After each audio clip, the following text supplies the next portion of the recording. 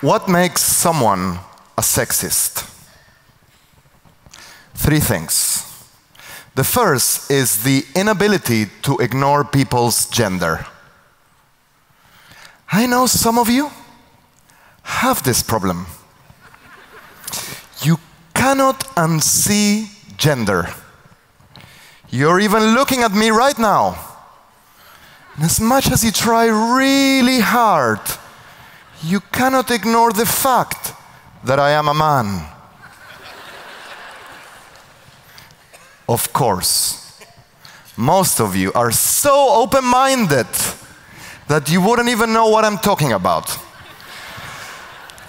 You are so unbiased. You've developed this incredible ability to be totally blind to people's gender. That's how you're also immune to all those horrible gender-based stereotypes and prejudices. And why you may not even have noticed that I am a man. Oh, and in case you were wondering, I am also white. Ish.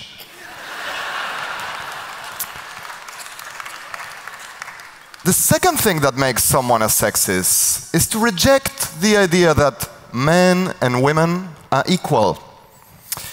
Again, I'm pretty sure that because of your civilized upbringing and your expensive education, this will probably not apply to most of you. But I have to confess that it does apply to me. Sorry. After studying the science of sex differences for some time, I am simply unconvinced by the idea that men and women are equally talented, competent, or honest. Relatedly, the third thing that makes someone a sexist is to reject policies for the equal representation of men and women in society, especially at the top. Here too, I am no doubt very sexist, because I wouldn't want women to enjoy the same rights as men. For example, being selected for leadership roles on the basis of their aggression, greed, or height. Being promoted on confidence, even when that means going well beyond their actual levels of competence. Being encouraged to lean in, especially when they don't have the talents to back it up. Forgiven or even celebrated for their mistakes. And given license to just be themselves, so they can behave in an authentic, unfiltered, uninhibited, and uncensored way. Sexist jokes, antisocial behaviors, bullying, harassment, you name it. Why would you want women to have all these privileges?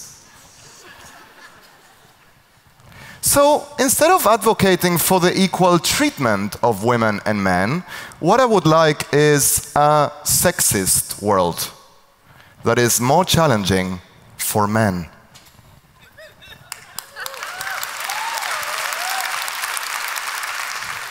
Rather than lowering the bar to enable able women to get to the top, let us instead raise the bar to ensure that incompetent men stay at the bottom.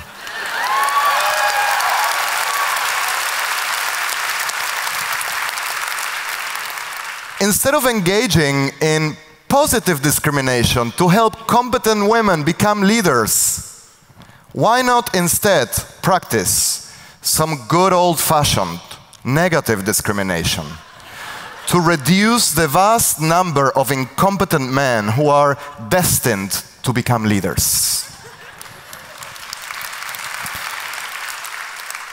To be clear, on this issue, I am a scientist first and a sexist second. Science has made me a sexist because sexism is a data-driven bias.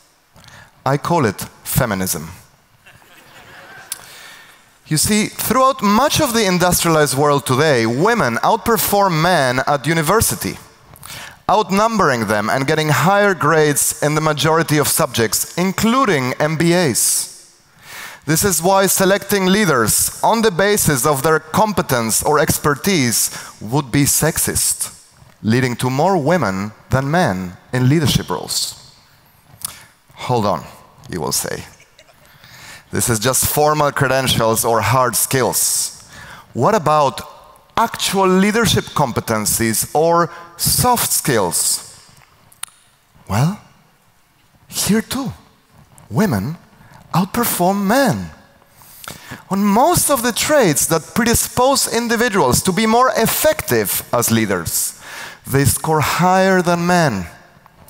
Emotional intelligence, self-awareness, humility, integrity, and coachability.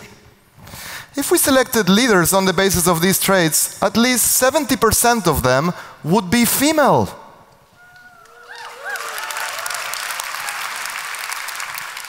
Okay, women do score lower on most of the toxic traits that get leaders and their organizations in trouble.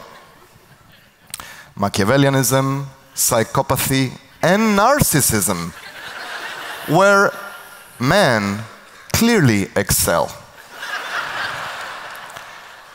A recent Harvard Business School study showed that it is twice as profitable for organizations to remove these parasitic individuals than to hire actual superstars. In short, selecting or rejecting leaders based on their personality would also be sexist, leading to more women than men in leadership roles. As some have pointed out, these findings may simply reflect a sampling bias. In other words, because women need to be more qualified and competent in order to be leaders, studies reporting that women are better leaders may simply reflect that our standards are unfairly high for women. But I would reverse the argument. Our standards are just not high enough for men. Clearly, we're treating men very unfairly, depriving them of the same high-quality control mechanisms that enable women to be so competent when they become leaders.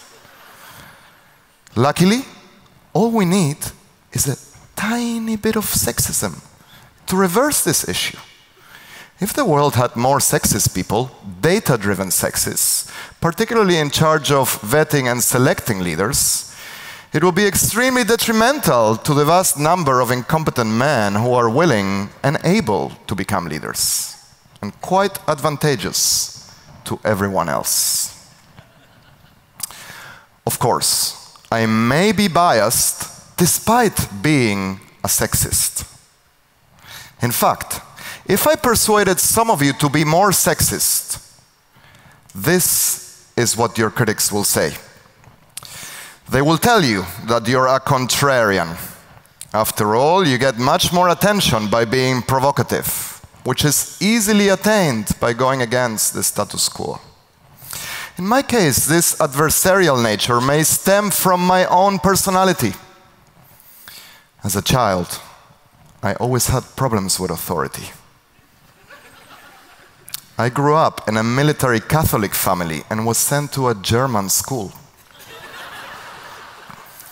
This may explain my inability to accept the de facto view. Men rule the world because women are just not interested in being leaders.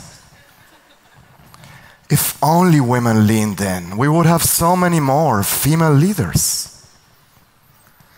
When I published my latest book, Why Do So Many Incompetent Men Become Leaders?, my critics complained that I use the word men as opposed to people or even women.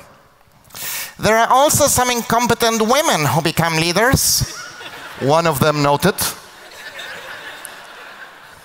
Yes, but not that many.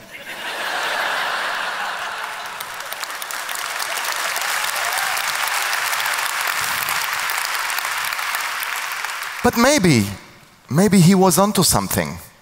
After all, from a fairness standpoint, surely women do deserve the right to be as incompetent as men. Sadly, there's just no objective or clear-cut way to determine whether someone is a sexist.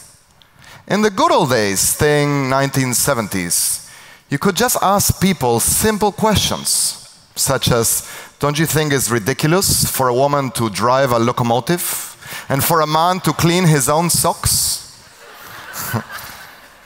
And the fact that these questions seem, well, a tiny bit outdated today and are less frequently endorsed even by men suggests that things are changing. Today's sexism tests present people with far more subtle and discreet statements, such as, I'm not a sexist, I even have female friends. Maybe in 50 years' time, we will look back at today's seemingly progressive and open-minded statements, such as, if only women leaned in, we would have so many more female leaders, and see them as equally ridiculous. You are what you negate. If you say that you are not a sexist, then your options are to either be neutral or be a sexist in the other direction. Neutrality may seem like the nicer option, but is it real, or even helpful, or just a comfortable, cozy moral position that enables you to justify the sexist world in which you live in?